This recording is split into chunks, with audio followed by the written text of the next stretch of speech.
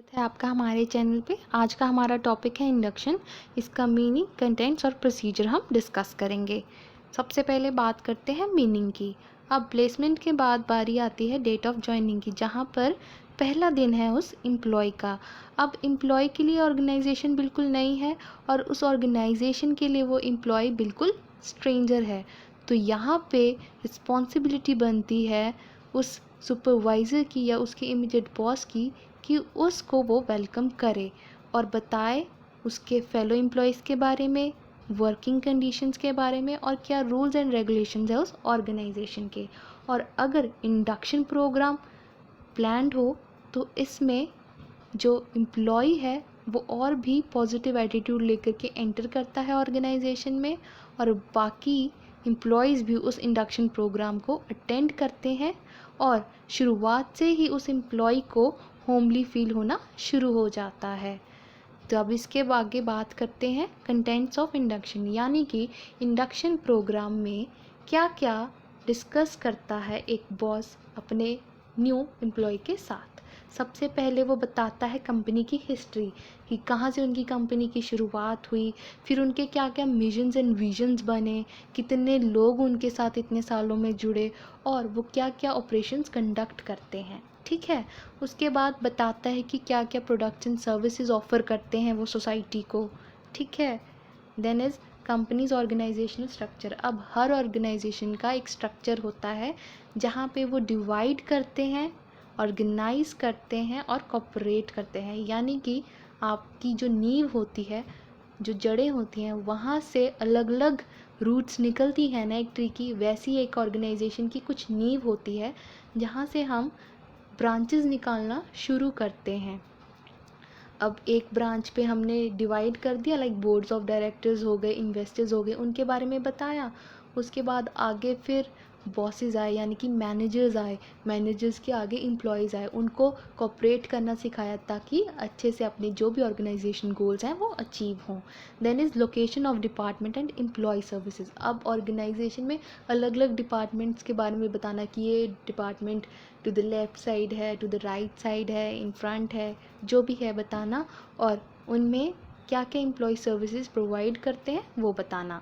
Then is personal policies and practices, क्या क्या organisation policies तैयार करती है अपने एम्प्लॉयज़ के वो बताना। अब जैसे कई होते हैं ना, हेल्थ पॉलिसी एक ऑर्गेनाइजेशन की हेल्थ कार्ड्स प्रोवाइड करती है अपने एम्प्लॉयज़ को कि हाँ ये आपका हेल्थ कार्ड है, इसमें आपके अगर कोई भी मेजर ट्रीटमेंट होना हो तो आप अपने लिए, अपनी फैमिली के लिए यूज़ भी कर सकते हैं। अब फैमिली की डेफिनेशन डिफ़र कर सकती है हर ऑर्गेनाइजेशन में, जैसे सिर्फ उसमें आपके बच्चे और आपकी वाइफ आ जाते हैं, कईयों में आपके पेरेंट्स भी इंक्लूड हो जाते हैं। ठीक है, देन इज़ एम्प्लॉयज़ एक्टिविटीज़। अब ना हर डे पे, जैसे योगा डे हो गया, कई ऑर्गेनाइजेशंस क्या करती हैं, एक दिन पहले ना अपने एम्प्लॉयज़ को टी शर्ट दे देती हैं कि ये आपकी योगा टी शर्ट है, आप कल आओगे और कुछ बेसिक योगाज आप करोगे। तो ये एम्प्लॉय एक्टिविटीज़ में इंक्लूड होता है, जहाँ पे ना एम्प्लॉयज़ बहुत होमली फील करते हैं, उनको बहुत अच्छा लगता है कि हाँ हमें इंक्लूड करा जा रहा है ऐसी एक्टिविटीज़ में। तो जो न्यू कमर होगा ना, उस पर भी अच्छा इंप्रेशन पड़ेगा कि हाँ वाकई में ही हमें इस ऑर्गेनाइजेशन का एक पार्ट समझा जाता है, एक मेंबर समझा जाता है इस फैमिली का। Then is rules and regulations.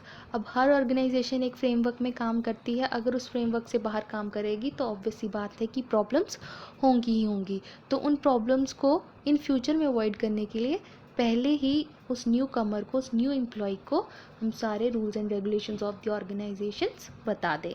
Then is grievance procedure.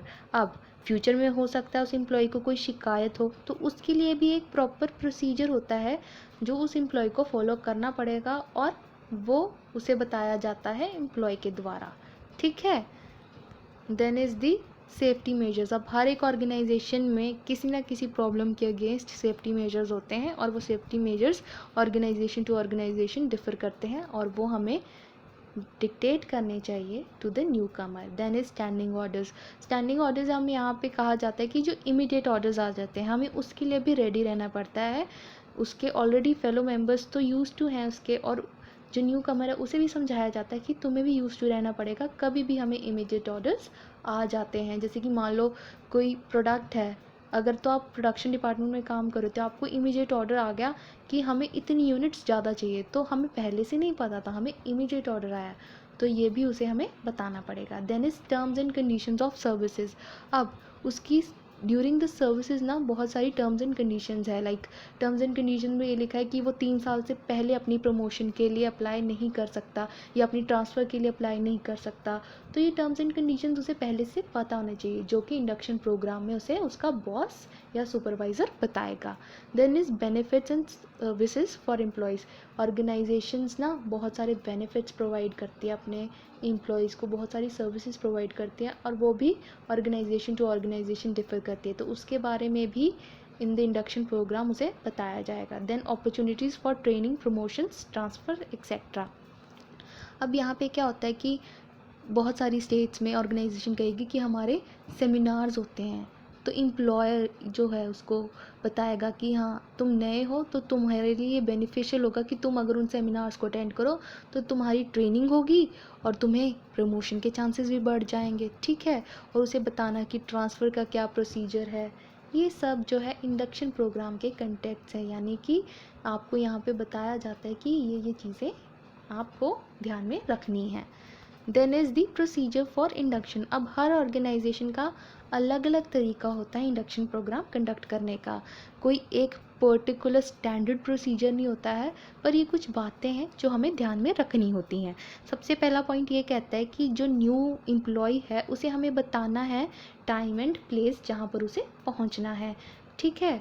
Then उसके बाद है जो सुपरवाइज़र है या उसका इमीडिएट बॉस है, उसका ये फ़र्ज़ बनता है, उसकी रिस्पॉन्सिबिलिटी है कि वो आए तो उसका वो वेलकम करे by giving him a book के, और या कुछ भी उसको एक बंच ऑफ फ्लावर दे रहा है उसका वेलकम करे। Then administrative work should be completed, यानी कि अब एडमिनिस्ट्रेटिव स्टाफ है ना, वो उस न्यू कमर को बताएगा कि आपकी वेकेशंस क्या मिलेंगी आपको, साल में क्या TLC आपको मिलने वाला है, ठीक है। आपका प्रोबेशनरी पीरियड कितना होगा, मेडिकल लीव्स आपकी कितनी होंगी, ईयरली या मंथली जो भी है, ठीक है। और एक सजेशन सिस्टम। अब हर एम्प्लॉई जो है ना कहीं रियलाइज़ करता है कि ये सजेशन है जो मैं अपनी ऑर्गेनाइजेशन को देना चाहता हूँ, तो वो जो सजेशन सिस्टम है ना एडमिनिस्ट्रेटिव डिपार्टमेंट हैंडल करता है। तो वो उसे बताएगा कि आप कैसे हमें सजेशंस दे सकते हो। उसके बाद जो अगली बात हमें ध्यान रखनी है डिपार्टमेंटल इंडक्शन। अब ऑर्गेनाइजेशन के बाकी डिपार्टमेंट्स में तो आपका इंट्रोडक्शन हो गया, अब आपके खुद के डिपार्टमेंट में, यानी कि जहाँ पे आपको अब काम करना है, वहाँ का सुपरवाइज़र आपको बताएगा कि ये तुम्हारे फेलो एम्प्लॉयज़ है जो तुम्हारे साथ इस डिपार्टमेंट में काम करेंगे, ये तुम्हारी चेयर है, यहाँ पे तुम्हें इतने से इतने काम करना है, ये तुम्हारे टी ब्रेक्स हैं, ये तुम्हारा लंच ब्रेक है, ये सब उसे बताया जाएगा। और उसे ये भी बताया जाएगा कि किस पर्सन के पास उसे जाना है for the guidance and help अगर उसे कोई प्रॉब्लम आती है, ठीक है। आगे होता है वर्बल एक्सप्लेनेशन। अब सब कुछ तो हम ऐसे नहीं बता सकते, कुछ ना कुछ छूट जाता है एम्प्लॉयर से भी बताने में। तो ऐसे में आप क्या कर सकते हो, हर ऑर्गेनाइजेशन के अपने खुद की मैगजीन्स होती हैं, प्रोस्पेक्टस होते हैं, ब्रोशर्स होते हैं, वो हम प्रोवाइड कर सकते हैं, जिसमें from the starting of the organisation till the date सब कुछ मेंशन्ड होता है कि हर साल वो कैसे वेलफेयर प्रोग्राम्स रखते हैं, ठीक है, उनके एम्प्लॉयज़ ऑफ द मंथ्स कौन रहे हैं, ठीक है। या फिर उस पर्टिकुलर डिपार्टमेंट की भी मैगज़ीन होती है, उस पर्टिकुलर डिपार्टमेंट का प्रोस्पेक्टस भी होता है, जिसमें उन्होंने बता रखा होता है कि हाँ हमारे एम्प्लॉय ऑफ द मंथ्स ये है, हमारे डिपार्टमेंट में ये अचीवमेंट्स हुई है, पिछले कुछ सालों में हमारा डिपार्टमेंट टॉप लेवल्स पे रहा है among the other departments of the organisation, ठीक है। तो ये कुछ बातें हैं जो इंडक्शन में हमें ध्यान रखनी होती हैं। तो आज के लिए इतना ही, और मैं अभी अपने सभी दोस्तों से ये कहना चाहूँगी कि हमारे चैनल को सब्सक्राइब करें और हर वीडियो को ज़रूर देखें, और अगर कोई सजेशन आप हमें देना चाहते हैं तो ज़रूर दें। Thank you.